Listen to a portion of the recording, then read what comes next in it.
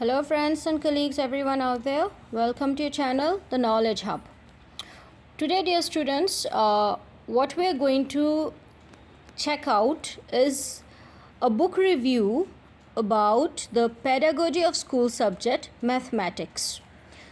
In my earlier videos, I have made book reviews on general subjects for B.Ed first year. The core subjects, then on essential education, child psychology.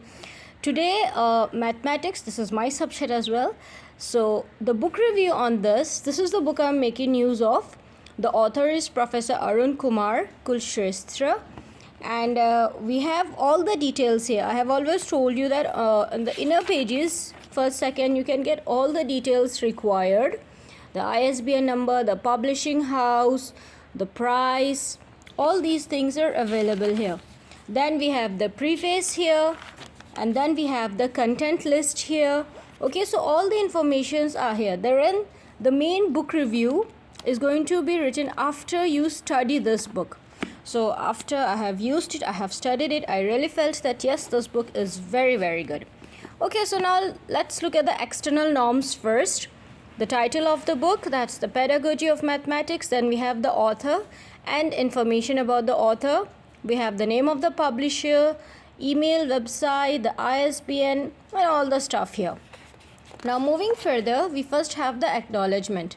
This is a pedagogy subject, so having an acknowledgement is one of the good things, is a part of it. In our core courses, we don't really require an acknowledgement in that one. Now the theoretical aspects, the first thing is the meaning and definition of a textbook. Now it's a pedagogy subject, maths fine, alright, but first we should know what a textbook is, why is it important, why do we even require a textbook, and then we're going to study mainly about this very textbook. So these are some important points here about a textbook. Moving further, let's look at the contents here. Now you see the mathematics book we are going to make use of.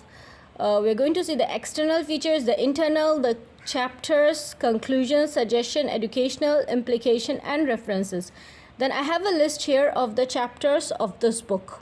This is the list here. Now the internal norms we begin with. First comes the introduction about this mathematics textbook. And in this introduction here, we're talking about maths itself. Okay? What is maths, when it started, how it started, what is the contribution of India and Indian educationists in mathematics. Now we have these Indian mathematicians who have given definitions, who invented and developed theories of mathematics according with the year in which they did that. So we have Aryabhatta, we have the Brahmagupta, we have Bhaskara.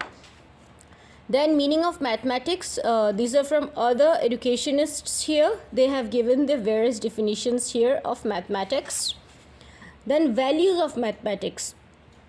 We have 11 values here. Okay, look at them.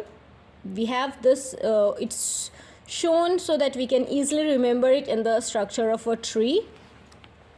Aims of teaching mathematics. Now in this book, the aims and objectives have been differentiated very easily in a very lucid language, easy to understand language. So first are the aims of teaching mathematics, and after that are the objectives of teaching mathematics. So you can see there is a difference between both the aims and objectives of teaching mathematics. Then the next thing we have is classification of these objectives. Okay, now these objectives we have seen here, the learning experience, changing behavior objectives. These are classified into three: the cognitive, the affective, and the psychomotor domain, and the years in which they were developed. Then we have the micro-teaching cycle, how it's done in mathematics. We start from here, it moves, and then it comes back here, the micro-teaching cycle. Next we have the principles of programmed learning. This is also a very important part. It's there in the textbook. It has been explained very nicely. Then various approaches to lesson planning. Yes, lesson planning, one of the most important part of teaching. Every teacher should have a good developed lesson plan. Now these are the different approaches.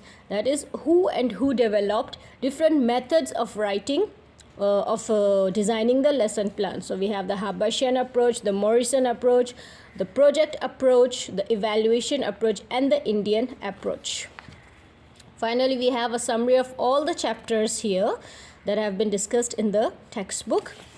And then the conclusion and suggestions. Conclusion here gives the positive points why we have felt that this book is good, why we made use of it. And then suggestions here what we feel that can be added to the book to make it much more interesting. So this was a book review on Pedagogy of Mathematics. Thank you.